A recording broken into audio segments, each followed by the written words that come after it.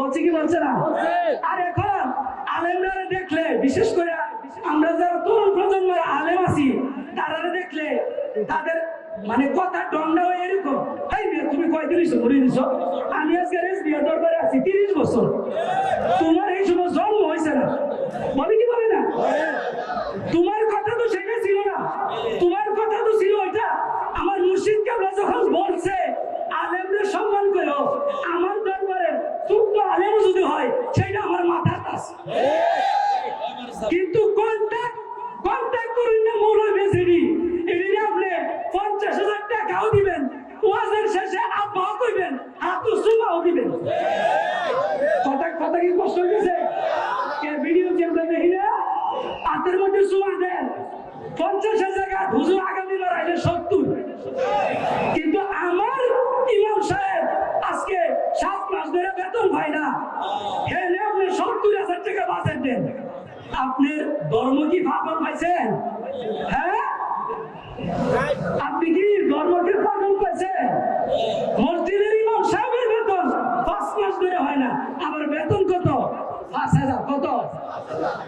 জোরে কর, 5,000। আমাদের আরেকটা সমস্যা, ইমাম সাহেব যেহেতু এলাকা দূর, ইমাম সাহেব আসরের পরে ওয়াজ কোন সময়, আবার ওয়াজ চলে মাগরিবের পরে 500 টাকা দিয়া হুজুর আলোচনা শেষ। অথচ আপনি বলেন আমার ইমাম সাহেব ইনি হইল বাদশাহ, বলে কি বলে না? বাদশাহ কোন পর্যন্ত? নামাজের মুসল্লা পর্যন্ত। বাইরে কি দেখো, আপনি যখন ভালো কিছু বুঝাইতে যাবেন, ইমাম সাহেব আপনি ধায়েন, আপনার ইমামতি লইয়া, বলে কি বলে না? সবটা বলতে হবে, ধর্ম মানলে মানার মতো মানতে হবে। আপনি যতদূর সুবিধা অতদূর মানলেন আর বাকিরা মানলেন না, এইটা ধর্ম মানা হবে?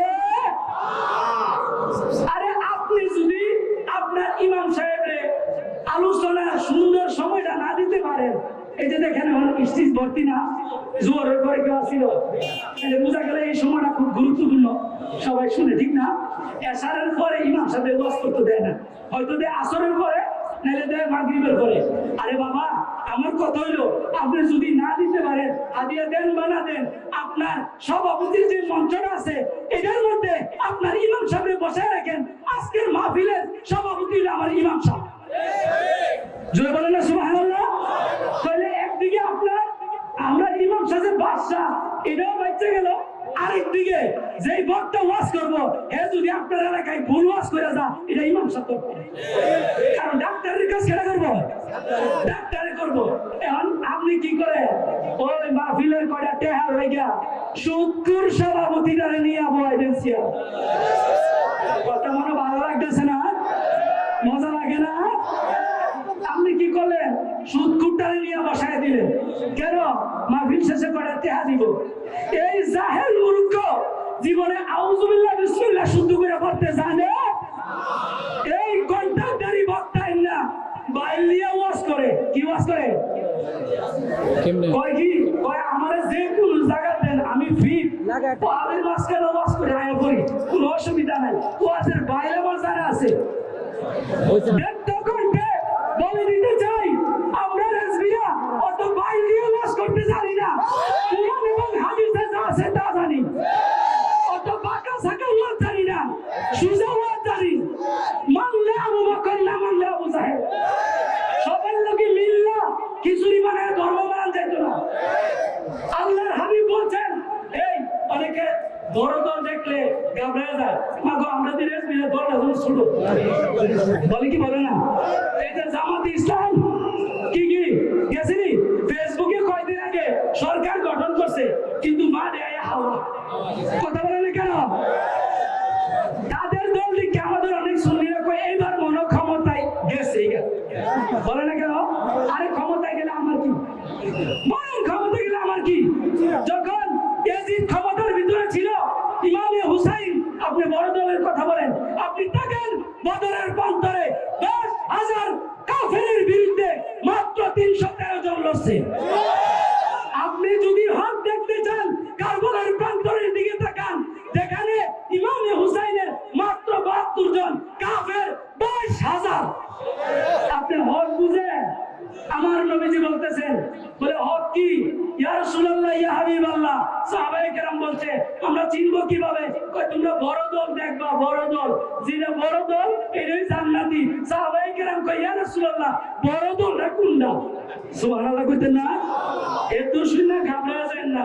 বাবাজান কেবলার মতন অর্ধেক শুনে গেলে ফেতনা লাগবো, কিন্তু পুরারা শুনলে বুঝে আসবো ইনশাআল্লাহ। সাহাবায়ে কেরাম প্রশ্ন করছে ইয়া রাসূলুল্লাহ হক দলটা তাহলে কোনটা? নবীজি বলেন চতুর্দিকে বাতিল থাকো, যত ধরনের দুশমন থাকো, বিপক্ষে থাকো, যদি হাজারো মানুষের ভিড়ে একজন ইমানদার হাক্কানি রব্বানি আল্লাহওয়ালা নবীওয়ালা ইমানদার থাকে, ফাহুয়া আদাফুল ঈমান ফাহুয়া ওয়াফদুল ঈমান, ওইটাই সবচাইতে বড় দল।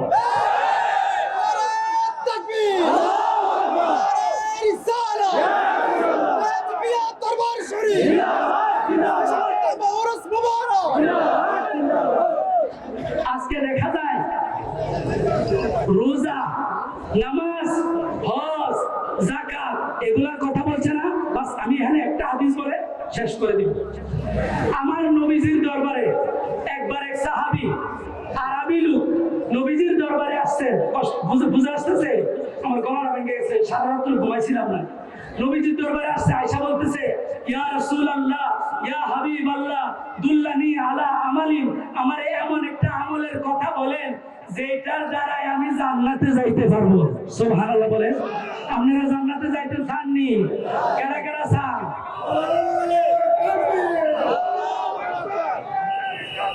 হাত নামান, সময় নষ্ট করে লাভ নেই।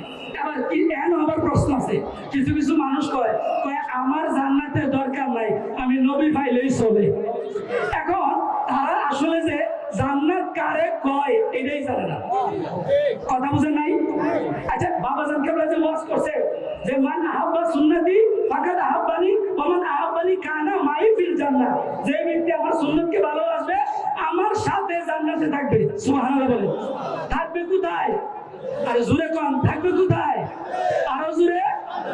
তাহলে জান্নাতে থাকতেন জানি। এখন যারা কয় জান্নাত চাই না, এরা বুঝেই না যে জান্নাত বলা হয় যেখানে আল্লাহ এবং তার রাসূলের দিদার মিলে, ওইটাই জান্নাত। জান্নাতের সংজ্ঞা জানতে হবে। বলতেছিলাম ইয়া রাসূলুল্লাহ এমন একটা কাজের কথা বলেন যেটা বললে আমি জান্নাতে যাইতে পারবো। সুবহানাল্লাহ বলেন। আমার নবী এক নম্বরে বলতেছে তুমি এক নম্বরে ঈমান আনবা। কি আনবা? ঈমান। লা তুশরিক বিল্লাহি শাইআন, আল্লাহর সাথে কাউকে শিরক করবা। এবং দ্বিতীয় নম্বরে 5 ওয়াক্ত নামাজ আদায় করবা। কয় ওয়াক্ত? জোরে কোন। বাবা কয় ওয়াক্ত কইছে? এখন কেউ যদি কয় না 5 ওয়াক্ত মানি না, ঈমান থাকবো? আচ্ছা, এরপরে কইতাছে রমজানে রোজা রাখবা। কি রাখবা? রোজা রাখবা। বাস। এরপরে বলতেছে আউ জালিক ইয়া রাসূলুল্লাহ ইয়া হাবিবাল্লাহ, আরো কিছু কি আমাকে করতে হবে? তখন নবীজি বলছে যে না, তোমার এটাই তোমার জন্য যথেষ্ট। সুবহানাল্লাহ বলেন। তখন এই বড় মজলিসের মধ্যে সাহাবায়ে কেরাম আমার দয়াল নবীজির সামনে প্রধান বক্তা। সুবহানাল্লাহ বলেন। প্রধান মুয়াজ্জিন তিনি দিকে সাক্ষী রেখে বলতেছে ওয়াল্লাযী নাফসি বিয়াদিহি, ওই আল্লাহর কসম যার হাতে আমার প্রাণ, ইয়া রাসূলুল্লাহ ইয়া হাবিবাল্লাহ লা আযীদু আন হাদা, আমি এই আমলের চাইতে বেশিও করতাম না, ওয়ালা আনকুসু, আমি কমও করতাম না। জোরে কোন সুবহানাল্লাহ। আরে কথা বলছে পাঁচটা। ঈমান আনবা, শিরিক করবা না, 5 ওয়াক্ত নামাজ আদায় করবা, রমজানে রোজা। বাস এই কথা বইলা এই লোকটা পাওয়াল্লাহ যখন লোকটা বাড়ির দিকে রওনা দিল, কোনদিকে বাড়ির দিকে রওনা দিল, ইন্ডিমিন টাইমে আমার নবীজি সে তো পিছন ফিরে চলে গেছে, এই যেমন হাতিয়ারা দিয়ে যাইতেছে না এরকম। তখন আমার নবীজি সাহাবায়ে কেরামদেরকে বলতেছে এই সাহাবীরা, তোমরা একটা জান্নাতি লোক দেখবানি। সুবহানাল্লাহ। সুবহানাল্লাহ বলেন না? সুবহানাল্লাহ। আচ্ছা এখন প্রশ্ন হইল এই যে লোকটা জান্নাতি না জাহান্নামী, এটা আমার নবী জানে কেমনে? আমার নবী গায়েব জানে কি জানে না? ওয়াহাবীরা হাদিস পড়ে, লেকিন এটার ফাহাম তাদের কণ্ঠনালীর নিচে নামে। কোরআন পড়বে, কোরআনের হেদায়েত গলার নিচে শুনবে না বলতেছে কই দেখবানি তোমরা ওই ইয়া রাসূলুল্লাহ ইয়া হাবিবাল্লাহ বৈশাখী দুনিয়া আর কইতাছেন জান্নাতি লোক দেখুনি এই সুযোগ আমরা হাতছাড়া করতে পারি তখন আমার নবীজি বলতেছে ওই যে লোকটা যাইতাছে গা এই লোকটার দিকে তাকাও এইটাই জান্নাতি লোক জোরে বলেন না সুবহানাল্লাহ এখানে দুইটা প্রশ্ন আচ্ছা লোকটা কি আমল করছে এখনো কথা বুঝেন নাই মনে কি আমল করছে করে নাই না করার পরেও আমার নবীজি জানে আমার সাহাবী তো ওই সাহাবী যেই সাহাবী ঈমান আনছে তো আনছে বলে কিভাবে আনছে কয় ইউসুফ আলাইহিস সালামের জামানায় নারীরা ইউসুফের সৌন্দর্য দেখা আপেলের সাথে হাতটা কাইটা ফেলছে আমার নবীজির হুসনে মুস্তাফা ওই লেভেলের ছিল আমার নবীজির হুসনে মুস্তাফা ওইখানে উন্নীত আমার হুসনে মুস্তাফা এমন যে সাহাবায়ে কেরাম কালিমা পড়তে দেরি গর্দান দিতে দেরি নাই প্রত্যেকটা সাহাবায়ে কেরাম নিজের জানকে কুরবান করে দিয়েছে শুধু কথা না তাহলে বোঝা গেল ওই সাহাবী কথা মানবে কথা বলে না মানবে এই কি আছে এবং এটা যে জান্নাত যাইবে এটা আমার নবী আচ্ছা জান্নাতের মালিক কারা জোরে কোন দান করছে কারা আমরা যখন কই নবীজির জান্নাতের মালিক তখন আমরা একদলে কইতে আসলাম মুশরিক কই কি বলে না তাইলে খুব কথা ক্লিয়ার কথাটা বুঝেন আচ্ছা এই যে বর্তমানে এই মাঠটার মালিক কারা একটু জোরে বলেন কারা কারা জোরে কোন কায়নাতের মালিক কারা আল্লাহ কোন কায়নাতের মালিক কারা আচ্ছা কোন কায়নাতের মালিক যদি হয় আল্লাহ একটু আগে সাক্ষী দিলেন এই মাঠটার মালিক রেজবি বাবাই তো কোন কায়নাতের মাঠটার ভিতরে কি এটা নাই আছে না নাই আপনাদের বাড়িতে আছে না যদি বাড়িটা থাকে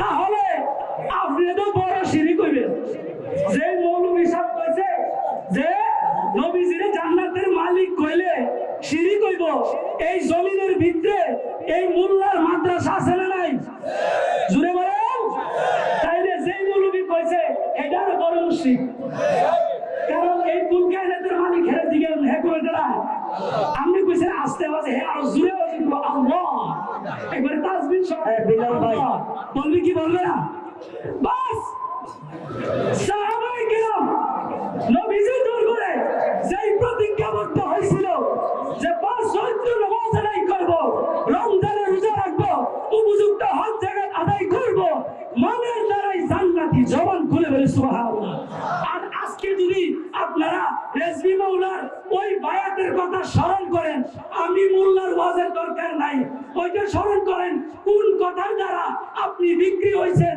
বাবাজান কেবলা বলতেছেন আমি মুরিদ হইতেছি রেজবি সাহেবের জোরে বলেন 5 ওয়াক্ত নামাজ আদায় রমজানের রোজা উপযুক্ত হইলে হজ যাকাত আদায় আর তারা যেই লাইবি সালাতের কথা বলে বাবাজান বলছেন চলতে ফিরতে উঠতে বসতে লা ইলাহা ইল্লাল্লাহ লা ইলাহা ইল্লাল্লাহ লা ইলাহা ইল্লাল্লাহ মুহাম্মাদুর রাসূলুল্লাহ ওয়া মা আলাইনা মারহাবা মারহাবা মারহাবা মাশাআল্লাহ হযরত আল্লাহ হযরত মাওলানা ধন্যবাদ।